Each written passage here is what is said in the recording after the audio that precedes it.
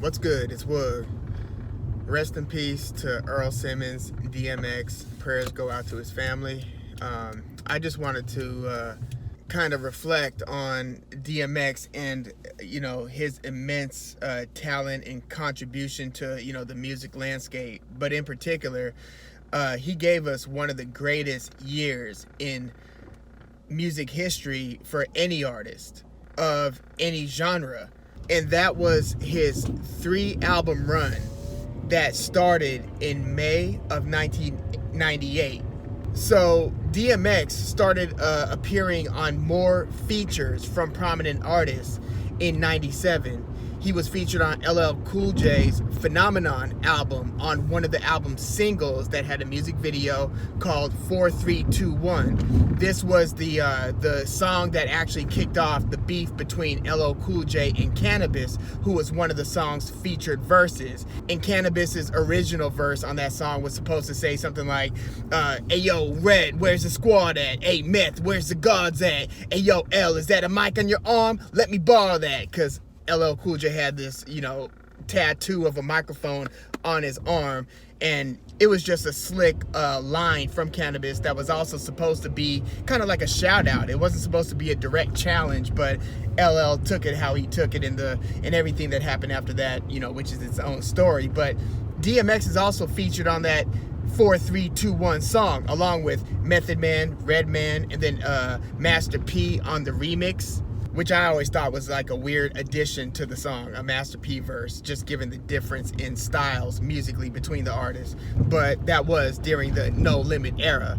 So DMX appears on that song. He appears even before that, like in 97, on Usual Suspects. That was a Mike Geronimo song that had a couple other features. Ja Rule was brand new to the game, so barely anybody knew who DMX was.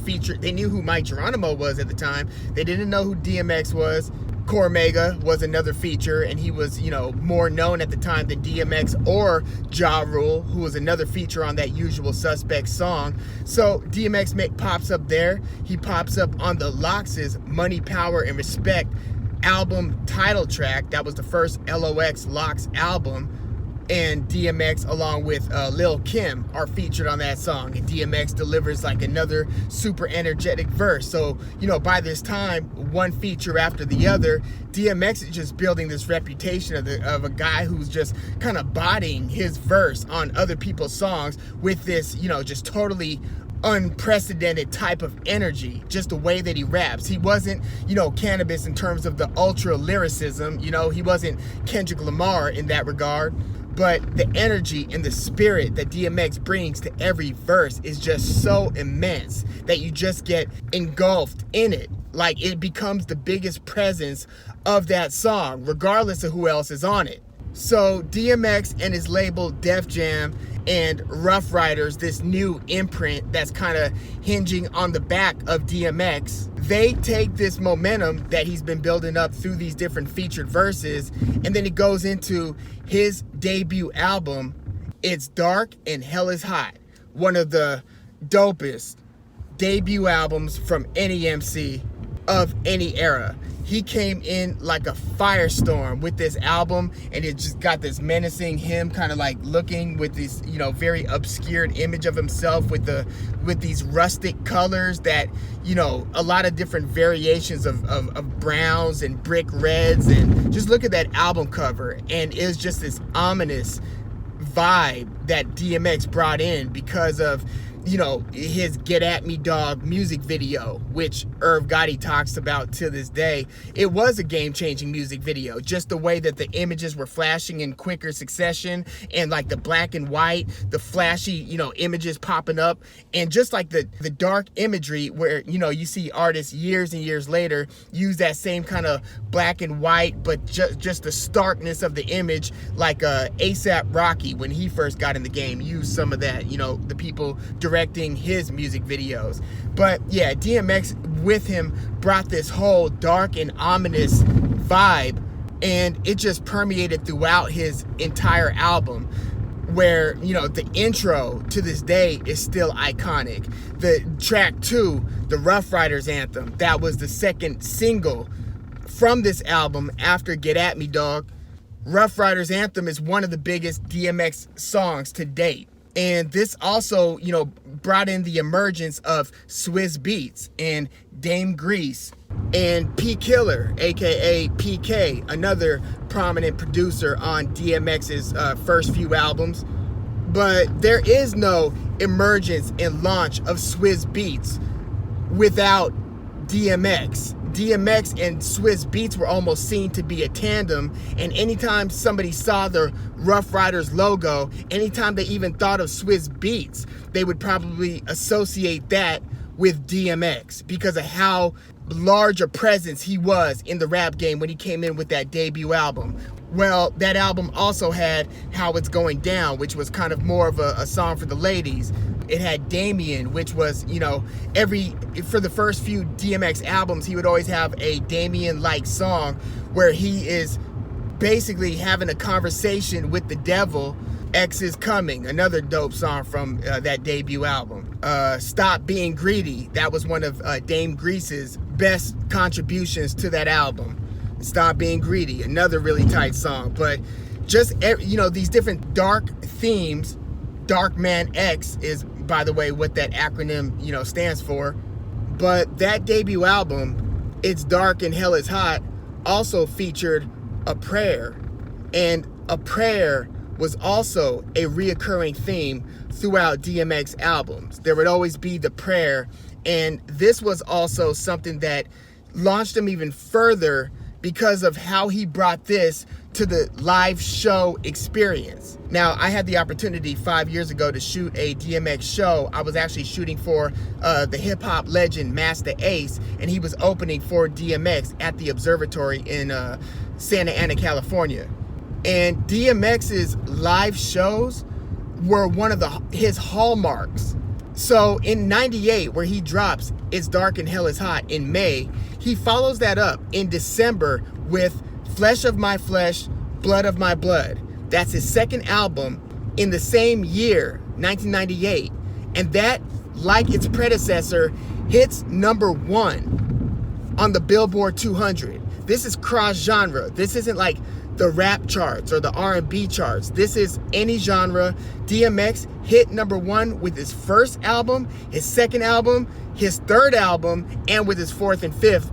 But especially with those first 3 albums. And the second of those 3 albums, Flesh of My Flesh, Blood of My Blood, dropped again just 6 months after It's Dark and Hell is Hot.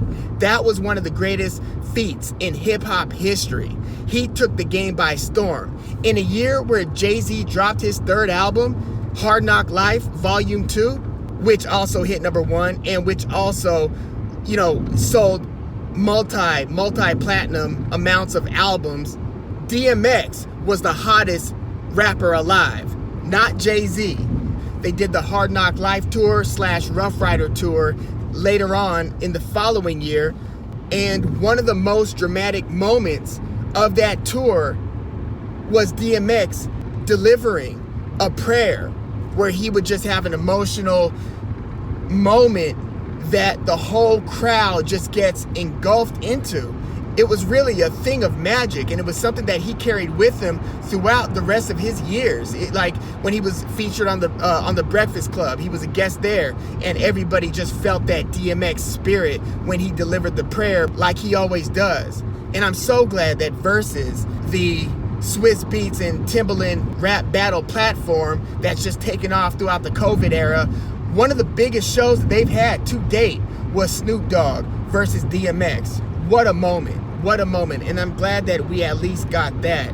Tragic end to DMX's career, but I really want to focus on this launch pad of a year and a half where, again, he drops It's Dark and Hell is Hot, one of the most hellish and just, oh my gosh, powerful albums I've ever heard. Like, he basically ushered in his whole canvas of this dark, almost gothic rap. You know, Ja Rule came shortly after with a similar style voice and a lot of commercial success, but DMX, with this spirit and this energy that he brought to these songs, they just made the hair on the back of your neck stand up. I can't think of too many artists that had a similar impact to that. But It's Dark and Hell is Hot went like 5 times platinum or something, 3, 4, 5 times platinum, as did Flesh of My Flesh, Blood of My Blood. So not only did they both hit #1, but they stood the test of time in terms of having just a ton of sales. And you know, that second album had this song called Slippin', which kind of had a different type of ominous vibe. Like some of the DMX songs had an aggression to it, where it was just this like this whole dog image, this whole deathly image. But then there would be a song like Slippin' that had kind of more of a haunting type beat, a little more laid back, wasn't as urgent as some of the DMX beats, but it was equally dark, man. It was like truly something to behold. I'm slipping, I'm falling, can't get up. And so for as dark as a lot of DMX's songs were, he was still versatile, because depending on the type of beat that he was on, he would be able to master that energy and channel it onto that beat.